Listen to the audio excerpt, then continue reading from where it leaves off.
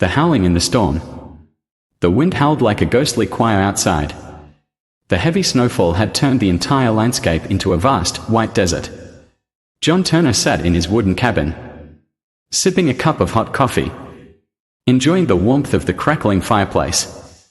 Living alone in the Alaskan wilderness had its challenges, but John had grown used to the solitude. Suddenly, a faint sound interrupted the rhythmic whistling of the wind.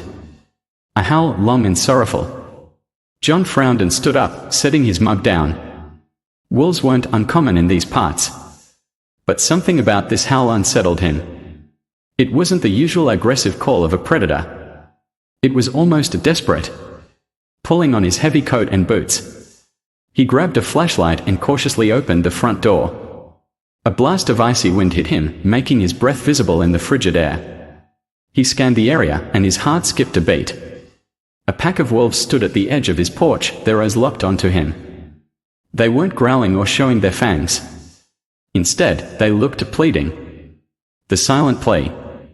John's instinct screamed at him to step back inside and bolt the door. But something in the way the wolves stood, shivering, hesitant, made him pause. One of them, a massive grey wolf with scars along his flank, stepped forward. Their eyes met. John had encountered wolves before, but never like this. This wasn't just an animal in search of food. It was a being trying to communicate. "What do you want?" John muttered under his breath, gripping the flashlight tightly. The wolf did something that shocked him. It lowered its head slightly and whimpered. Not an aggressive snarl, not a warning growl, but a whimper. John's breath hitched. Against every survival instinct he had, he took a slow step forward. The rest of the pack didn't move, as if waiting for his decision. The alpha wolf turned its head and nudged one of the smaller wolves beside it. Only then did John notice the extent of their condition. Frost clung to their fur. Their ribs were visible through their thick coats, and one of them had a nasty wound on its leg. A dangerous choice. John hesitated. Letting a pack of wolves into his home was insane, but leaving them out in the deadly cold. His grip tightened on the flashlight before he exhaled sharply. "All right," he murmured. "But no funny business." Slowly, he backed up and pushed the door open wider. The wolves hesitated, as if unsure whether to trust him. Then, one by one, they limped inside, their frozen bodies melting into the warmth of the cabin. John quickly shut the door behind them, his heart pounding. He grabbed a few old blankets and laid them on the wooden floor. The wolves, exhausted, sank onto them, breathing heavily. He observed them carefully. Their eyes followed his every movement, but they made no attempt to attack. They were grateful. One of them, a smaller, black-furred wolf, whimpered and nudged its injured leg. John sighed. "What the hell am I doing?" He fetched his first aid kit. Carefully, he began cleaning the wound, all the while expecting the wolf to snap at him. But it didn't. It merely watched him with intelligent eyes. The hidden truth. Hours passed. The wolves rested, their breathing steadier. The storm outside raged on, trapping them all together. John leaned back in his chair, exhausted. He'd spent the past hour tending to the wounds of his unexpected guests, feeding them scraps of meat and trying to comprehend the bizarre situation. Then, something unexpected happened. The alpha wolf stood up and walked toward the back door. It turned its head and let out a soft whimper, then looked back at John. It wanted him to follow. John hesitated. "You want me to go outside? In this?" He gestured toward the blizzard beyond the window. The wolf growled softly, not a threat, but an insistence. John groaned, grabbed his coat, and followed. Outside, the wind bit at his skin, but the wolf moved forward with purpose. After a few minutes, they reached a large snowdrift near the tree line. The wolf began digging furiously. John knelt down to help, and what he uncovered made his blood run cold.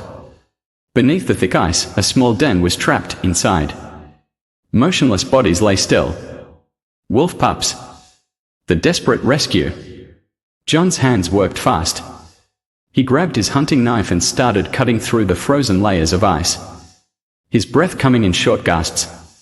One by one, he pulled the tiny pups out. They were ice cold, their little bodies barely moving. He ripped off his scarf and wrapped them up. "Come on, little guys, stay with me," he whispered. The mother wolf, now beside him, whined and nuzzled her pups, licking their faces. One of them let out a weak yelp. John wasted no time. He rushed back to the cabin, the mother wolf at his heels. Once inside, he placed the pups near the fireplace, rubbing their tiny bodies to generate warmth. The rest of the pack gathered around, watching anxiously. Minutes felt like hours, but slowly, the pups began to stir. A relieved breath escaped John. He glanced at the alpha wolf. "You brought me here for them, didn't you?" The wolf held his gaze and let out a soft huff, almost as if saying thank you. The bond that changed everything. The following days were unlike anything John had ever experienced. He cared for the pups, ensuring they regained their strength. The wolves, in turn, trusted him in a way he never thought possible. The mother wolf, once weak, now stood strong beside her mate. The pups began to play, their tiny tails wagging, their bodies growing stronger each day. When the storm finally passed, John knew what was coming. The wolves had to leave. This was their home, the wild. On the final morning, the alpha approached him one last time. They stood in silence before the wolf let out a deep, resonant howl. The rest of the pack joined in. John felt a lump form in his throat. "Take care of them," he said softly. One by one, the wolves disappeared into the trees. The last to leave was the alpha.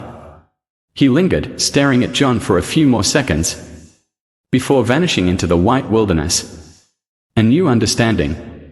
John stood at the edge of the forest long after the wolves had gone. He had lived in the wild for years, but this encounter had changed something deep within him. Animals weren't just creatures of instinct. They felt. They trusted. And sometimes, when the world was cold and cruel, they reached out for help in ways beyond human understanding. He turned back toward his cabin, a new warmth settling in his chest. From that day on, whenever he heard a howl in the distance, he no longer felt alone. Because he knew, somewhere out there, in the vast, wild expanse, a family of wolves remembered him too.